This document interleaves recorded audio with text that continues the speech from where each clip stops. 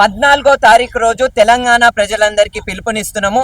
Neat పరీక్ష రాసిన విద్యార్థులందరికీ పిలుపునిస్తున్నాము, వాళ్ళ కుటుంబాలకి పిలుపునిస్తున్నాము, విద్యార్థి సంఘాలన్నిటికీ పిలుపునిస్తున్నాము.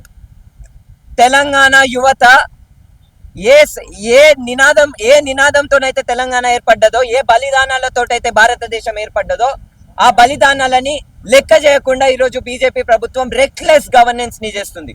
దాన్ని కాల్అవుట్ చేయాలి. కాబట్టి రేపు 14వ తారీఖు రోజు ఆదివారం 9:30 ఈ గ్యాదరింగ్ స్టార్ట్ కాబోతుంది. మీరందరూ భారతదేశం జెండా పట్టుకొని రండి.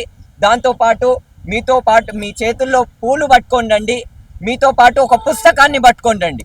పిలుపునిస్తున్నాము. నీట్ పరీక్ష రాసిన విద్యార్థులు, నీట్ పరీక్ష రాసిన విద్యార్థుల కుటుంబాలు, నీట్ పరీక్ష రాస్తున్న విద్యార్థుల గురించి పనిచేస్తున్న విద్యార్థి సంఘాలు అన్ని 14వ తారీఖు రోజు ఇందిరా పార్క్ లో, ధర్నా చౌక్ లో సోనం వాంగ్చుక్ గారు కూడా వస్తున్నారు. వాళ్ళకి మనం వార్మ్ గా వెల్కమ్ చేయాలి అని చెప్పేసి రిక్వెస్ట్ చేస్తున్నాం. దేశవ్యాప్తంగా నీట్ పేపర్ లీకేజ్ గురించి ఎడ్యుకేషన్ మినిస్టర్ రాజీనామా చేయాలని చెప్పేసి ఆల్రెడీ ఢిల్లీలో, పూణేలో జరిగింది. అదేవిధంగా మన హైదరాబాద్లో కూడా జరగాలని చెప్పేసి తెలంగాణ ఆశయమైనటువంటి నీళ్లు, నిధులు, నియామకాలు, అదేవిధంగా విద్యార్థుల జీవితాలు, వీళ్ళ జీవితాలన్నీ కూడా నాశనం పట్టిస్తుంది గవర్నమెంట్. కాబట్టి ఖచ్చితంగా ధర్మప్రదంగా రాజీనామా చేయాలని చెప్పేసి మేము రేపు సండే రోజు ధర్నా చౌక్ దగ్గర 9:30 ప్రోగ్రాం కాక్రోచ్ జనతా పార్టీ ఆధ్వర్యంలో పొలిటికల్ మీటింగ్ అరేంజ్ చేయబోతున్నాం. ఇది ఏ పార్టీకి కానీ ఎవరికి కానీ సంబంధం లేదు. ఇది కేవలం ఒక పొలిటికల్ ప్రశ్న మాత్రమే. ఇక్కడ ఎవరైనా పాల్గొనవచ్చు, ఏ పార్టీ అయినా సంబంధం లేదు. ఎవరైనా సరే, ఏ ఉద్యమకారులైనా, తెలంగాణలో ఉన్న మేధావులు, విద్యార్థి నాయకులు, నిరుద్యోగ సంఘాలు ఎవరైనా పాల్గొని ఖచ్చితంగా మనం మన ఎడ్యుకేషన్ ఇష్యూలపైన కానీ, అదేవిధంగా తెలంగాణలో నిరుద్యోగ సమస్య పైన అన్నిటిపైన కూడా ప్రశ్నించాలని కోరుకుంటున్నాం. ఖచ్చితంగా తెలంగాణలో ఉన్న ప్రతి విద్యార్థుల తల్లిదండ్రులు ఖచ్చితంగా ఆ రోజు ఆదివారం రోజు ధర్నా చౌక్ దగ్గర రావాలని కోరుకుంటున్నాము. ఈ కాక్రోచ్ పార్టీ ఫస్ట్ టైం హైదరాబాద్లో అడుగు పెడుతుందంటే అది తెలంగాణలో అన్ఎంప్లాయ్ ఇష్యూస్ చాలా ఉన్నాయి. రోజు రోజుకు అన్ఎంప్లాయీస్ పెరుగుతున్నారు. విద్యలో నాణ్యమైన విద్య లేకుంటే జరిగిన ఎగ్జామ్లో లీకేజీల వల్ల విద్యార్థుల జీవితాలు 24 లక్షల మంది నీట్ అభ్యర్థులు తమ జీవితాలు పణంగా పెట్టి తమ ఖర్చును, తమ వయసును, తమ టాలెంట్ను అన్నీ పోసి ఎగ్జామ్ రాస్తే లీకేజీల రూపంలో 24 లక్షల మంది విద్యార్థుల జీవితాలను నాశనం చేసిన విద్యాశాఖ మంత్రి ధర్మేంద్ర ప్రధాన్ గారు రాజీనామా చేయాలని, అలాగే తెలంగాణలో ఉన్న అన్ఎంప్లాయ్ ఇష్యూస్ మీద కాక్రోచ్ జనతా పార్టీ ఫైట్ చేస్తామని మాకు హామీ ఇవ్వడం జరిగింది. అన్ఎంప్లాయ్ ఇష్యూస్ మీద సిజేఐ గారు చేసిన స్టేట్మెంట్ చిలికి వాన చినుకై ఇప్పుడు పెద్ద సముద్రంగా మారే ప్రమాదం ఉంది. సిజేఐ పార్టీ తెలంగాణకు రావడం ఎంతో సంతోషమైన విషయం. ఆయన సిజేఐ గారు తెలుసో తెలియకో నిరుద్యోగులు అంటే చీడ పురుగులు, బొద్దింకలు అండ్ వాళ్ళు సోషల్ యాక్టివిస్ట్గా మారుతారు, లేదా వాళ్ళు ఆర్టీఐ యాక్టివిస్ట్గా సోషల్ మీడియాలో పని లేక తిరుగుతారు, అన్ఎంప్లాయీస్గా ఉంటారు, వాళ్ళకి ఏం తెలియదు అన్న స్టేట్మెంట్లు ఇచ్చి ఇప్పుడు పెద్ద దుమారం రేగుతుంది.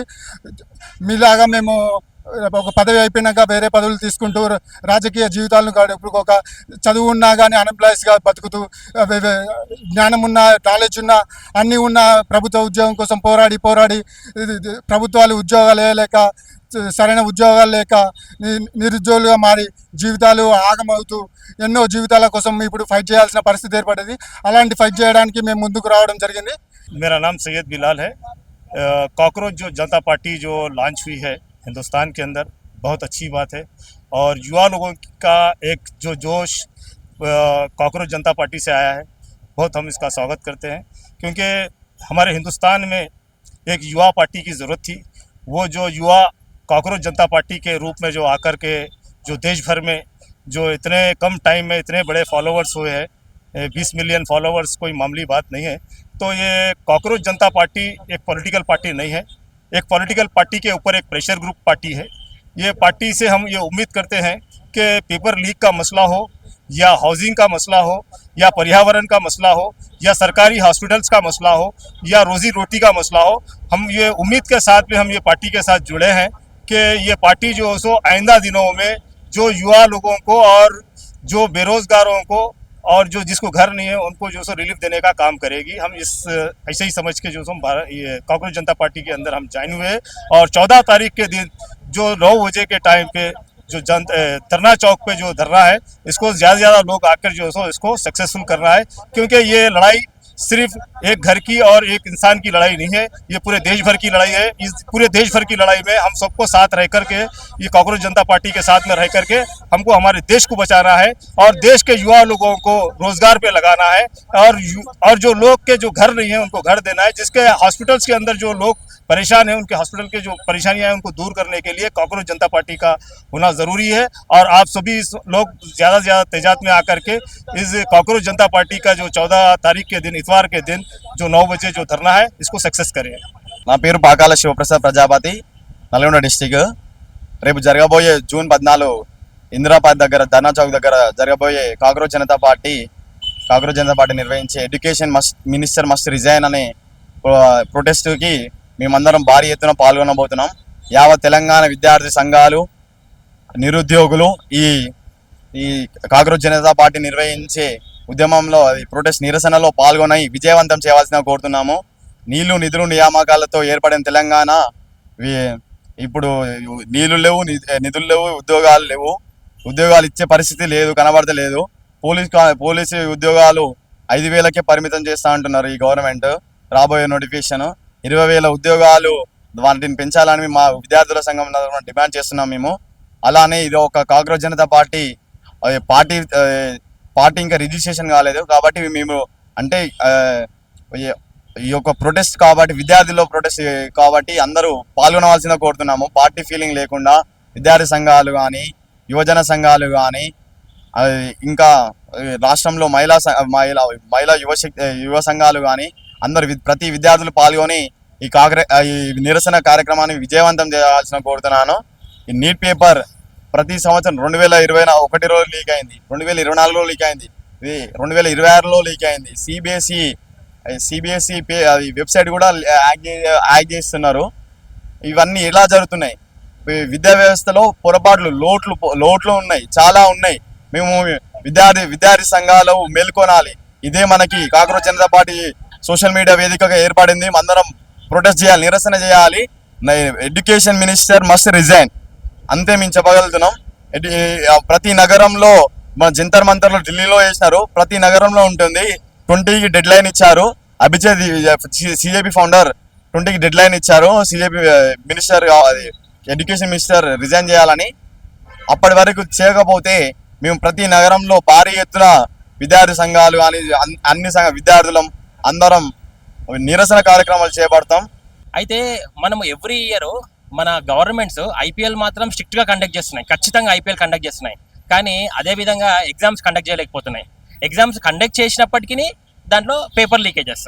సో ఈ పేపర్ లీకేజ్ అసలే అన్ఎంప్లాయ్మెంట్ పెరుగుతుంది అండ్ ఎంప్లాయ్మెంట్ లేదు, అండ్ దానికి తోడు ఈ పేపర్ లీకేజెస్.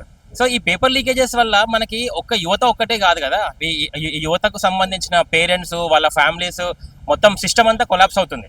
అంటే ఇక్కడ ఈ పేరెంట్స్ అనే ఒక వర్డ్ ఉంది కదా, ఈ పేరెంట్స్ అంటే ఓన్లీ మన కామన్ పీపులే కాదు, దీంట్లో అందరూ ఉన్నారు, బ్యూరోక్రాట్స్ ఉన్నారు అండ్ పొలిటీషియన్స్ ఉన్నారు, అందరూ ఉన్నారు. So it is this kind of paper leakages is affecting the whole system it self. This includes bureaucrats, common man, bankers, everyone. మనం అర్థం చేసుకోవాల్సింది ఏంటంటే దీనిని అరికట్టాలంటే మన ఖచ్చితంగా మన ఎడ్యుకేషన్ మినిస్టర్ ఎవరైతే ఉన్నారో స్టేట్ లెవెల్లో కానీ కంట్రీ లెవెల్లో కానీ, అంటే ఇప్పుడు ప్రధానంగా వీళ్ళు పోరాడుతుంది ఏంటి అంటే కాంగ్రెస్ జనతా పార్టీ వాళ్ళు పోరాడుతుంది కానీ మనం పోరాడుతుంది ఏంటంటే he has to take the responsibility, right?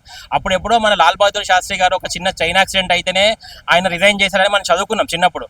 కానీ ఇన్ని పేపర్ లీకేజెస్ అయినా, ఇంత అయినా కానీ అక్కడ నుంచి ధర్మేంద్ర ప్రధాన్ గారి నుంచి ఒక చీమ కొట్టినట్టు కూడా లేదు కదా. ఇది చాలా శోచనీయం కదండి. It is very pathetic అంటే to see this kind of situation in a country like India with a huge democracy where we give lot of importance to the education culture and మనమే ఎడ్యుకేషన్ కి importance ఇస్తలేము. మన younger generation ఇంకా ఏమవ్వాలి, నెక్స్ట్ younger generation ఏమవ్వాలి? And every day we're trying to compete with చైనాతోని కానీ వేరే యూరోపియన్ కంట్రీస్తో కంపీట్ చేస్తాము. మరి వాళ్ళ ఎడ్యుకేషన్ సిస్టమ్స్ ఎట్లా ఉన్నాయి, మన ఎడ్యుకేషన్ సిస్టమ్ ఎట్లా ఉంది? దీన్ని మనం ఖచ్చితంగా ఆలోచించాలి, అంటే ప్రతి ఒక్కరు ఆలోచించాలి and every one has to come out. So మన వాళ్ళు ఏం చేస్తున్నారంటే ఎల్లుండి 14th రోజు సోనం వాంగ్చుక్ గారు వస్తున్నారంట, అండ్ ఆయన అందరికీ తెలిసిన పర్సనే కాబట్టి. సో డెఫినెట్గా ఇది స్టూడెంట్స్ ఒక్కరే కాదు, స్టూడెంట్స్తో పాటు పేరెంట్స్ కూడా రావాలి. ఎందుకంటే స్టూడెంట్స్ ఒక్కటే వస్తే ఏమవుతుందంటే political parties might convert it saying that this is some kind of people are doing a protest. But when parents are also involved, the whole system gets to know that okay, this is a bigger problem. Parents కూడా ఇది చూసి parents కూడా వస్తే police వ్యవస్థకు కానీ governments కూడా అర్థమవుతుంది. And అరే మన ఎడ్యుకేషన్ సిస్టంలో రివైవ్మెంట్ రావాలి అని అర్థమవుతుంది. So I request every one, నేనైతే ఖచ్చితంగా 14th రోజు వస్తాను. And every one is going to do the peaceful protest. అందరూ ఎవరైతే చూస్తున్న వాళ్ళు అండ్ పేరెంట్స్ కూడా రండి అండ్ శాంతియుతంగా non వైలెన్స్గా we will raise our voice so that the people sitting on the top chairs, they will know about the issue. Thank you very much.